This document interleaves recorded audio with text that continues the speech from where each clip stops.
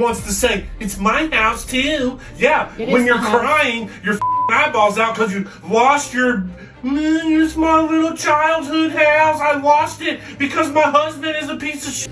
This is what I paid the phone bill for you to be on.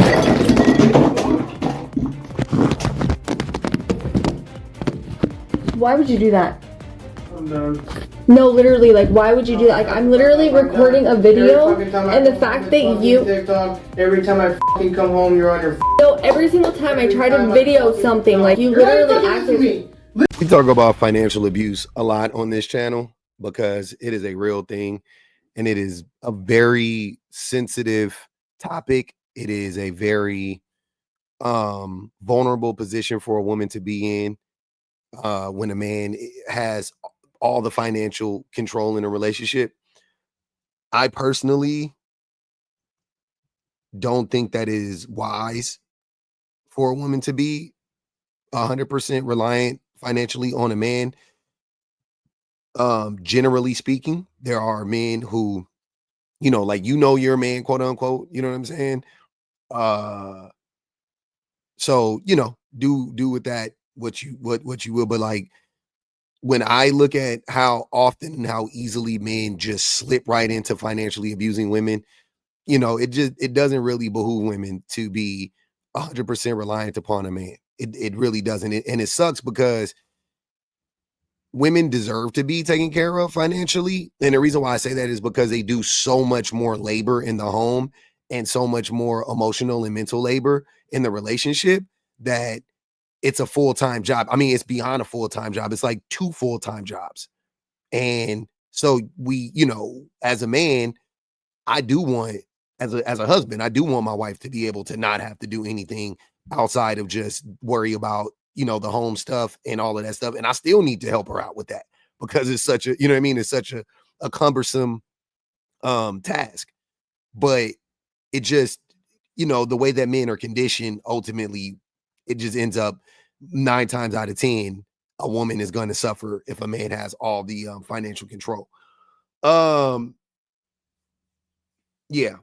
So there's that. But I have a good amount of examples here of how financial abuse plays out in a relationship, what it looks like and what it can look like, and some of the manipulation tactics that men use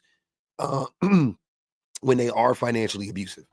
Now, I will say that I don't want to separate financial abuse from any other form of abuse, because you will see in these videos that these men are abusive in every way. In every way. But it's how they weaponize the financial abuse that is the thing that I want to highlight, because it is actually very crippling for the woman. If you listen to what the women are saying and if you listen to what the men are saying, you can tell, like, that is the axis of the power. That is, that is where they have the most power and most control in these relationships. Hi, baby. How are you? Get ready with me for bed. Hi, baby. How are you? What's going on? I'm just making it get ready for bed with me. Oh, let me guess. TikTok. TikTok every fucking day. I come home with fucking TikTok. How was your day? Yeah, it was a shit day. Again, this is what I fucking paid the phone bill for you to be on.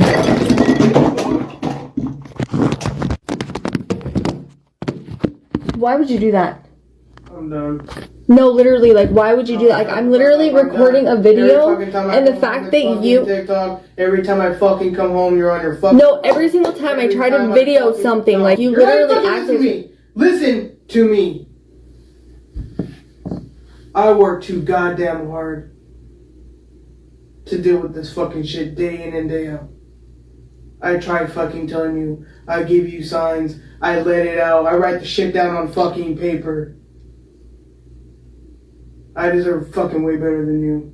You're a fucking shit-ass wife. It's becoming to the point where I fucking regret even fucking marrying your ass. I literally You weren't even fucking like this in the beginning. This shit is... if you hear what he said at the beginning, he said it several times throughout the video, but he said, this is what I pay the phone bill for. He instantly went to, like my money, my rules approach. And he slapped her phone away because she was recording a video in her bathroom at night.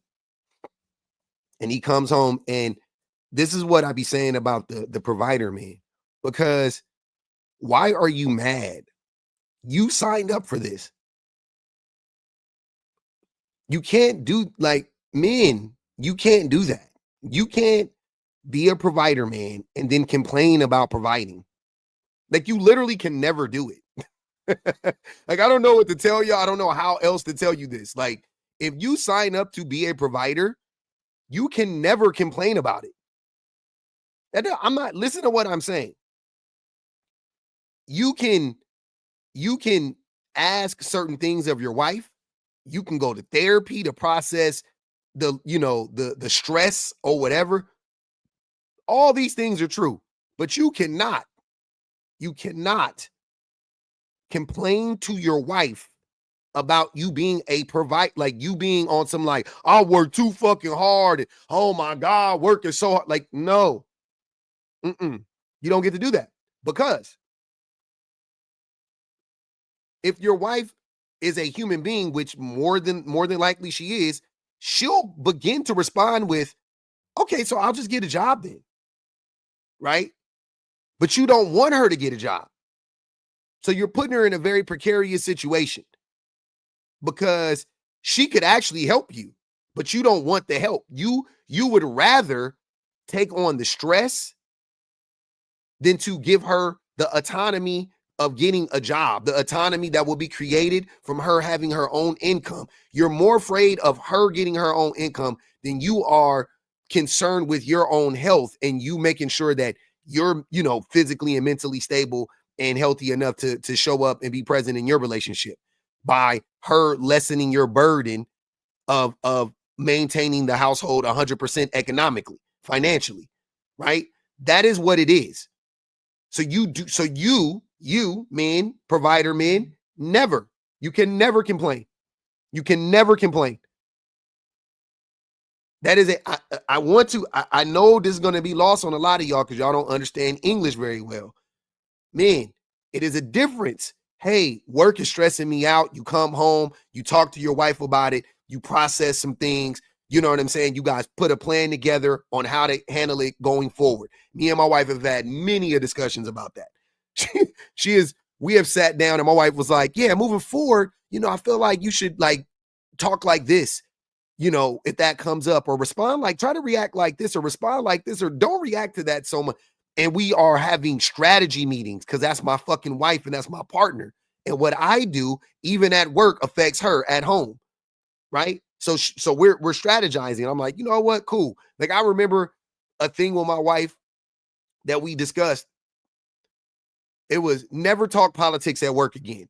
Mind you, I'm not one of those people that shy away from talking about politics or religion. I don't give a fuck. But it was at a time, like, I kept just running into, like, it was just making me upset because I worked around a bunch of racist white men specifically, but it was white people in general, but it was specifically like a bunch of racist white men where I was at, right? I was far away from the town that I had grew up in. I had never really experienced this type of racism. I had experienced racism before, but not this type of racism. And I was experiencing it like daily, and I'm not one to bite my tongue. So I was like arguing like all the time with them. And my wife was like, okay, moving forward, maybe, it ended up like affecting my job pretty much. Like, I ended up getting into it with one of them, and then they reported me to the manager. You know what I mean? Like, it wasn't just them and I anymore. It actually reached the higher ups. So at that point, it was like, moving forward, hey, how about you don't discuss politics or religion at work? And I was like, you know what? Yeah. And then my next job, I pretty much never did it. You know what I mean? Like, I did it a couple times here and there, but I pretty much just was like, nope, 180, not doing that anymore, moving forward. And it was good. It worked. It was better for me. It doesn't mean you got to bite your tongue when somebody is saying something that's important, obviously. But, I just steered away from those conversations, right? Group of white men talking politics, I walk away. I don't need to be in their little club and you know, and well, it's stupid, right? So I let this shit go. I say all of that to say that is different. That is different. That is healthy. You should be doing that as a man, as a partner. You should be doing that with your wife. No doubt about it. But what he is doing, what this dude just did, that is complaining. That's bitching and moaning. You don't, because you don't actually want a resolution. You just want to weaponize it against your wife in the moment to control and manipulate her. So I have a simple question for you. Are you cheating on me? The fuck? Are you cheating on me? Why the fuck would I be cheating? Because you don't even come home till really late. You don't even take me out to eat. He said, why the fuck would I be cheating? What? Because you don't like her. You don't even kiss me. You don't even really talk to me. Like, you don't even want to hang out with me. Like, I literally cook you food. I cook you food. I take care of you. I do your laundry. Yeah, you do. But you don't spend time with me. You don't even have time for me at all. Like, I don't even understand. No, yeah, I do. Are you fucking crazy? Are you fucking crazy? Who the fuck are you talking to? You. Why are you talking to me like that? Why Because I can. No, I'm asking you a simple fucking question. No, I'm not fucking cheating. Answer the question. I just answered the fucking Let me question. see your phone. You're gonna fucking see that shit unless you fucking pay the bill, right? You fucking pay the bill? Okay, So I can't. mind your own goddamn I can't business. see your phone because I don't fucking pay the bill. Let me see your fucking phone. You can see my phone. I have nothing to fucking hide. Okay then. Clearly. Neither do I. Yeah. Let me see your phone then. You're not gonna fucking see shit. Who are you? You're not even the person that I married. Like, what's Quit wrong with fucking you? talking Like, shit. Watch yourself. ew. Fucking watch Ew. yourself. Ew. You're disgusting. Who the fuck are you talking You to have like that? disgusting Who behavior. the fuck are you talking to? I am talking to you. Shut the fuck up. Okay. And then what? What are you gonna? What the fuck are you gonna do? What are you gonna do? So I have a simple question for you. Are you cheating? Again, when the going gets tough, what does he go to? Who pays the fucking phone bill? You're not going to see my phone. I pay the phone bill. What the fuck does that have to do with anything? And then when he tried to hit her with the, let me see your phone, because cheaters always think somebody else is cheating. She's like, yeah, sure, you can see it. I don't have anything to hide. And he goes, yeah, that's what I thought. What? Yeah, I swap phones. You can see my phone. I don't care. I don't have anything to hide. That's what she said. Oh my God, dude. This is what I'm saying. This is what I'm saying. This is why I swear to, this is stuff I never thought of. I've provided. I'm a provider, man, whatever the fuck. I'm a provider, man, personally, right? Me personally, the way that I navigate being a provider, man, though, with my wife is my wife has control of all of the money. That's step number one. She has control of all of the money, all of it. There's no, that's step number one, all the money. She has control of it. Number two, I never, ever, ever, ever would weaponize the fact that I make more money than her or whatever. Like, never. I would never do that. I don't even think like that. Like, I literally wouldn't even think to do that if I was having an argument with my wife. And I've said shitty shit to my wife. You know what I'm saying? Like, I'm not going to even hold you. But I would never, ever, that wouldn't even cross my mind. Like, what are you talking about? What the fuck are you talking about? I pay the bills. Motherfucker, she take care of the kids. Like, what do you mean? What are you talking about? That literally doesn't even make sense to me. I don't get it. So I would never say that, right? There are ways you can do it as a man. You can make it safe for your wife. You can make it safe for her. My wife could take whatever. She could put money in a savings account for herself. I don't care. I don't know. Don't care. Don't know. Don't care. Doesn't matter to me whatsoever. It's her money. My money is her money. You know what I'm saying? Like, our money is our money, but I mean, like, for sure, all the money, like, she has it. She has access to all of it. You know what I mean? I would never, that's craziness. That's where you motherfuckers, that's where y'all provider men, y'all scare me. Cause that is how a lot of you guys talk. I'm paying the bills. It's always I. It's always I. It's never a team. It's never we. It's never we're doing this. We're building. She's, you know what I mean? She's doing it. It always starts with you. Well, as long as I'm paying the bills and coming home at night. You guys telling yourselves all the time. This is this is scary to me. Every time I see stuff like this, I'm always just, damn, dude, I couldn't imagine being in a relationship with the person who is weaponizing fucking our finances against me. That's like, it's like, number one, putting freaking pew pew to my head, and number 2, weaponizing finances. Like or the yeah, I would say finances. That shit is crazy. In this country, in this world, as many women end up in poverty because of men like this, because he abandoned them, because he promised to take care of them and then abuse them, and then she finally gets away and now she's in poverty. Yeah, this is crazy. 4 o'clock in the morning. So you didn't come home till 4 o'clock in the morning. Yep. Why? Where were you? Went to a buddy's house. You went to a buddy's house and you couldn't call me and tell me that you were going to a buddy's house? Because people in a marriage usually communicate that with one another and say, hey babe, I'm going to go to the bar. I'm going to go to the buddy's house after, like... Why the fuck I'm going to be having my phone fucking talking to you just in my fucking shit? You're always fucking nagging me anyway, right? I feel like you're cheating on me, so let me please see your phone. Shut the fuck up. Let me literally, like, let me see your phone. Please let me see your phone. I feel like you're cheating on me, so I just need the proof. Shut the fuck No, up. Sean, I'm serious. If you don't show me your phone, then I want a divorce. I'm not... What? I want a divorce because that is just proof. That literally gives me... Yeah, I want a divorce.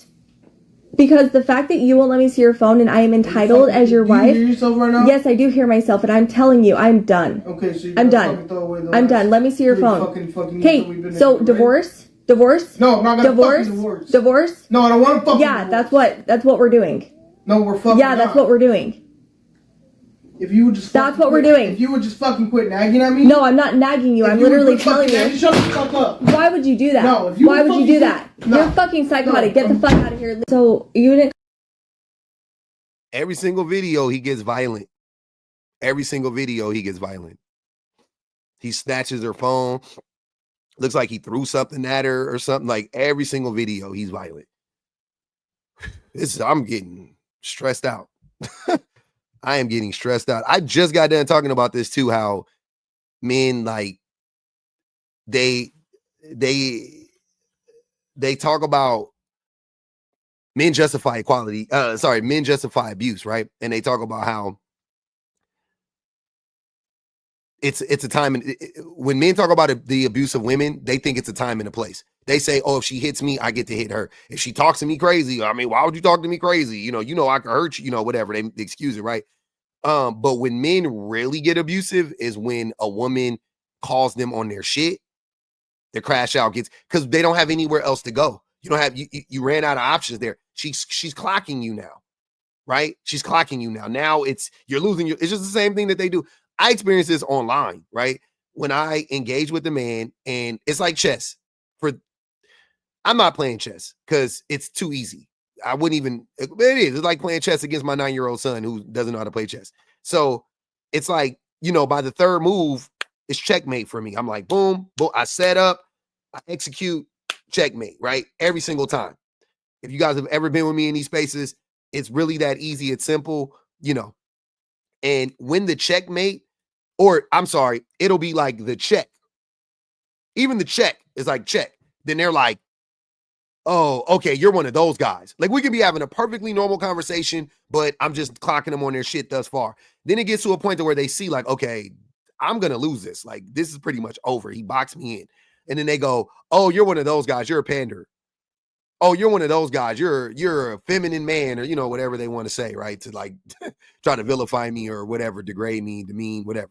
And I go, and I'm like, no, whatever. Like, I don't care if you think I'm feminine or not. I don't give a fuck about that's not. I don't take that as disrespectful, even though you're trying to disrespect me, but I don't take that as disrespectful, right? Yeah, but and then, I squash that or whatever. And then now I hit him with the checkmate, boom. And then it's, in real life, you would never talk to me like that.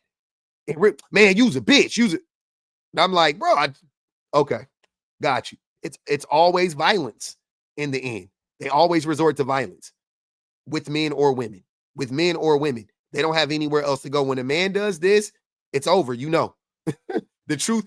I don't need to see a phone. I don't need to see nothing. I already know that motherfucker's lying. If I'm talking to a man, I'm talking about me, a man. If I'm talking to a man and we're just talking and then he goes, what you want to do then? Oh, yeah, I got you. I already know. Yeah, I was right. Okay, why would you ever get that mad if I was wrong? That's crazy. So people started to give her suggestions in her comment section, and somebody said, try a different approach, right? Somebody actually gave her a script said, babe, I'm lonely and you're neglecting me. Spend time with me or I'm out. That's the script that the person wrote for her to say, right? Let's see how that goes. Hey, baby. Promise me you're not gonna get upset. Like, I want to have a conversation with you that's not gonna end up in a fight. Like, I want to tell you how I've been feeling lately. Like, I've been feeling lonely. And I feel like you don't like me. And I feel like... I don't fucking like you. Yeah, because you're mean. What the fuck is this even fucking coming from? Like, you're mean to me. I mean you. Yeah, like, you act like you don't even like me anymore. Like, I mean, I told you I don't want this conversation. You can't be fucking serious right now. I don't want this conversation to end in a fight, so I'm just telling you how I feel. I'm just telling you how I feel. I feel lonely. Okay, so you're fucking lonely. I'm fucking mean to you. I don't do shit for you, right? I'm a fucking piece of shit, right? Right? Is that what you're fucking saying? Well, I told you I didn't want this to end into... Nobody's fucking fighting, Jade. Sean, I'm just telling you how I feel. Like, I'm not gonna fight with you. I'm not fucking fighting. Okay. So, yes. I'm not gonna have this fucking conversation right now either. Yes, I feel like you have neglected me, and I feel like you just want to fight every time we sounds talk. like you're fucking nagging. I'm not All you do nagging. is fucking nag. This is a perfect example of what men deem nagging to be. Nagging is her saying, I'm lonely. I don't like the way you treat me, and you are very mean and disrespectful to me. Men say that that's nagging. That is why nagging is misogynistic. The word, the term, it's all rooted in misogyny. It's not a real thing. Like, women don't nag men. This is not nagging. I don't care if she says this to you every day. She should advocate for herself every single fucking day. She should always tell you when you're disappointing her. She should always tell you when you're harming her. Always. That's not nagging. Nagging is unnecessarily critiquing somebody. Unnecessarily critiquing somebody is nagging them. Asking somebody, like, you know, maybe even I would even take taking like a small thing and, you know, just, why don't you do that? I need you to do that. Why don't you do that? Why don't you do, like, can you do that? Can you do that? You know what I mean? Like, that's nagging. Like, something that is inconsequential. It doesn't matter one way or the other if the person does it. Just somebody would just like for it to be done this way, and then you're harping on that. And everything else is fine. It's just that one thing. You're just like, why don't you do it like this? Can you do it like this? Stop putting the staples in the right-hand corner. Put it in the left-hand corner while I'm left-handed. You know, it's easier for me to put it in the right-hand corner. Well, it doesn't. It's weird because when I flip it, like, whatever it is, if it just, why the fuck are you tripping out about that? Okay, cool. That's nagging. This is not nagging, but this is what men deem to be nagging. Also, very stereotypical narcissistic response. Oh, so I don't do any fucking thing for you? No, I didn't say that. It just said you're mean to me and you make me feel unseen. Oh, so I guess I'm the worst person on the fucking planet. Jesus Christ. Jesus Christ, brother. Calm down there, bucko. This is a completely different woman, by the way. This woman right here, completely different. Similar story, same story pretty much. But I was watching her live because I was in, you know, I got sent her video and then she just happened to be live. So I was watching her live. And I wish I'd have started recording like 2 minutes before this, but she essentially was talking about how her husband was trying to financially, like, decapitate her pretty much. And he wanted her to be 100% financially reliant upon him. Right. And one of the ways was trying to get her to take her car out of her name and buy a car in his name or in their name together. Watch. Finance a car. Kept on. He's like, you just want to keep that car because that's what you bought when you were with your ex. You still trying to hold on to your past marriage? And I'm like, no. And so, like, after months of, like, arguing about it, I finally gave in. We went and got the Tahoe. Both of our names are on it. And, of course, he threatens to jerk that away all the time, too, and sell it. You need to find out something else to drive. You need to find somewhere else to live. I'm selling everything. So... listening to Love and Marriage in the background is also hilarious. Very cryptic. But yeah, so she was, like I said, she had a fully paid off vehicle. I think she says it in here actually. Hold on. I'm not a car person. Like, I don't care about like what year my car is. Like, as long as it runs. I mean, before that, I was driving my minivan, my Toyota Sienna. It was paid off. It drove good. I liked it. Drove my kids around. See, so she was driving her Toyota Sienna before that, and then he begged her, and he even, you know, said something very disgusting that she just likes that car because that's the car she bought with her ex-husband. Like, no, I just like it because it's paid off and it's a nice vehicle. She had a Toyota Sienna. Toyota Siennas are nice too. You know, so she had a Toyota Sienna. It got her from point A to point B. It was paid off. Most importantly, she didn't want to get another loan, whatever. Eventually she caves in. All right, cool. Gets another, you know, gets on the loan. And then he uses that and throws it in her face all the time that like that car is in their names, but he's paying for it. So he's going to take it away anytime that she does something that he doesn't want her to do. And this is a glimpse into their relationship too. This is spooky. Yourself in your daughter's room every night because you're before I get abusive. home You from are work. mentally abusive, and I didn't lock the door. Oh, okay. I came in here to get away from you because you're Okay. mentally and verbally and sometimes physically abusive to me every single fucking day. I came in here to get away from your toxic ass. You want to do that? Let's do that. I I can do that will. too. I can do that too. You're so cool, Jenna. This dude started acting like a full-blown fucking Karen. I mean, he's being recorded, so he's not going to get physically abusive. I would hope not. And he ran out of outs. She clocked him on his shit, and look at how he responds, like a fucking like the Karen he is. So cool. Let's Why- just video each other. Why don't you just leave me alone? Oh, why don't you just leave me alone? Like, seriously, like, go away. They always do that. They always do like the Uno.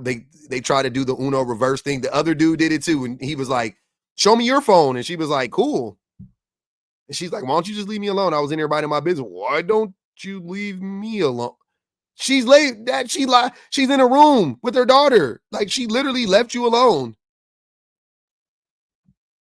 I came in here to get away from you, and you're sitting here cussing me. Well, leave me alone. Why don't you leave this house? If this is how if I'm going to come home and you're going to Because be it's my house too. for a little bit. No, it's my house too. Okay, let's see how much you can fucking afford when you got all this bullshit you got to take care of. Mine and ain't- your little bitch ass wants to say, it's my house too. Yeah, It when is you're my house. crying your fucking eyeballs out because you lost it's my little childhood house. I lost it because my husband is a piece of shit and I can't afford it. Who am I going to fuck now that's going to pay yourself and your... Who am I gonna fuck now that's gonna pay for it? See, every time, it almost without fail. If a man is 100%, you know, financially responsible for his family, he is going to weaponize it against the woman at some point in time in a relationship. Like, I don't know what to tell y'all. I don't know what to tell y'all. I'm not saying that there are stats on this or anything. There are stats that will point to that this happens far more, you know what I mean? Far more frequently than I think men actually realize. But I also think that it points to the fact that it happens almost all the fucking time. To varying degrees. I'm not saying it's always as bad, but I'm just saying to varying degrees, men weaponize them making all of the money. And it's one of the wildest things when you think about it, because we created a system in which women are financially reliant upon men, right? Even nowadays, women are still financially reliant upon men, especially when they have kids.